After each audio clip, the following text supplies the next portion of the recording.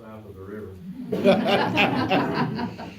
This is my third year to be back, and y'all know why I'm here. And I've talked with all of you this session, and just kind of would like an update on where you think we are about the facility at Walnut Grove.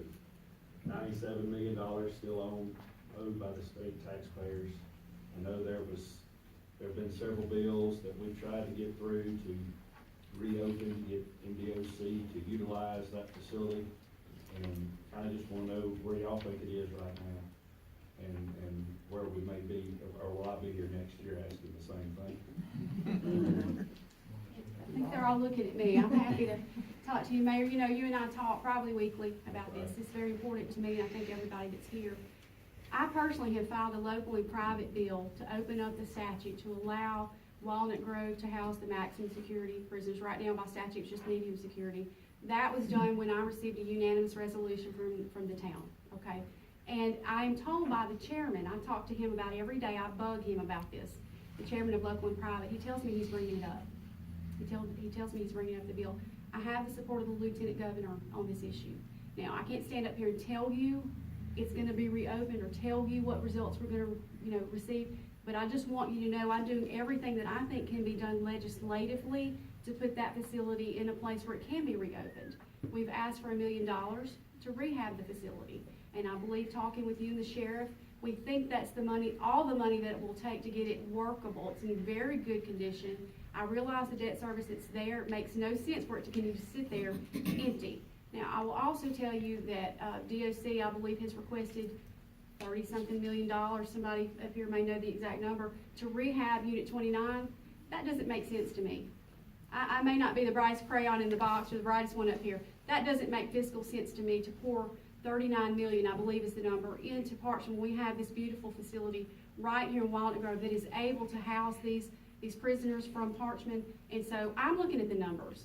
And I can tell you the lieutenant governor is also looking at those numbers. He sees that. Numbers speak very loudly to him. So things are working. I do need your support on this. Keep doing what you're doing to talk to the leadership at the Capitol as you've been doing. And I appreciate you, Mayor. I want to add too, Mayor, I talked about funds available a minute ago and having monies available for recurring expenditures. The $1 million that Senator Branning talked about to rehab Walnut Grove and then opening up to a usable facility, whether it be for technical violations, whether it be for maximum security, medium security, whatever.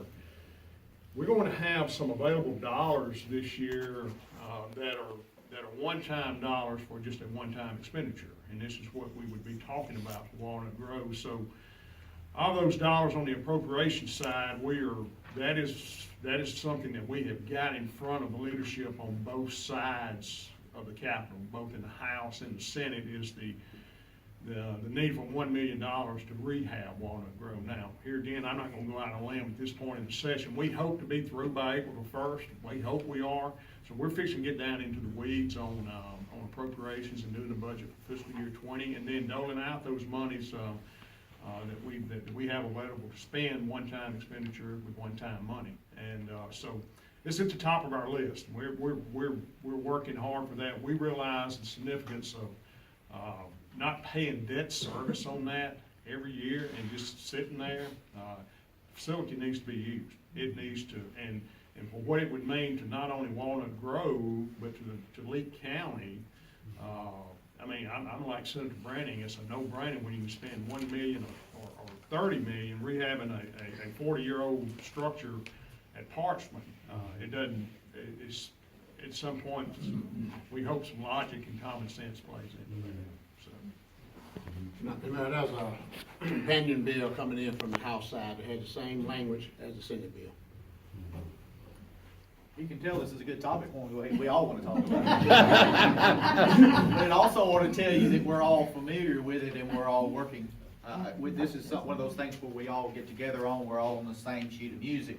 And I tell people all the time, there's 174 legislators over there. You've got 52 senators, you've got 122 representatives. And a lot of times, if a problem doesn't affect one of them, they aren't that concerned about it. A representative or senator up in Tippah County, they're not, and they're personally, they're not concerned if Walnut Grove opens up or not.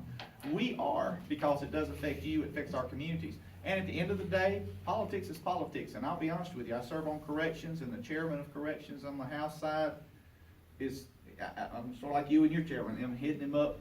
Every time he sees me come down the hall, he's like, where's the bathroom? He tries to, find a different route to go, because he's tired of hearing me say about it. But the truth of the matter is, we run into some opposition, because they know if the fewer prisoners they have in the Delta at Parchman is the fewer number of employees, that area. Yeah. So in all the honesty of it is, they're gonna lose some employees in the Delta area if we do open up Walnut Grove, and we do move, some prisoners down here.